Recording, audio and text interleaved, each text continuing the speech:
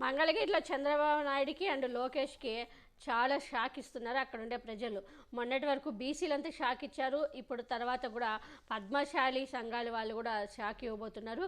ఈ నిన్న అందరూ కూడా పద్మశాలికి సంబంధించిన సంఘాలన్నీ మీట్ అయ్యి ఏకతాటిపై మనమంతా ఏకతాటిపై ఉందాము, గంజి చిరంజీవిని మనం గెలిపించుకుందామంటూ వాళ్ళు తీర్మానం చేశారు. ఇప్పుడు ఇది పెద్ద లోకేష్కి పెద్ద షాక్ అనే చెప్పాలి. ఎందుకంటే నిన్నే ఇంకా అదేదో గన్నవరం ఎయిర్పోర్ట్ నుంచి నిన్నే ఇంకా మంగళగిరికి వచ్చాడు. అప్పుడే వెంటనే ఇలా పద్మశాలి వాళ్ళు షాక్ ఇచ్చారు నారా లోకేష్కి. ఎందుకంటే అది యాక్చువల్లీ అసలు మంగళగిరి అనేది టీడీపీకి అది ఎప్పుడు కూడా బీసీల గెలిచే సీట్ అది. అలాంటిది ఈ నారా లోకేష్ ఎలా వచ్చాడో ఏమో అని అక్కడ ప్రజలు తిట్టుకొని మొన్నే చిత్తుగా ఓడిచ్చారు.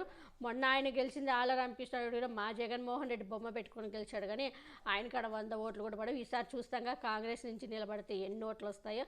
సో ఇదైతే నారా లోకేష్కి పెద్ద షాక్ అనే చెప్పాలి.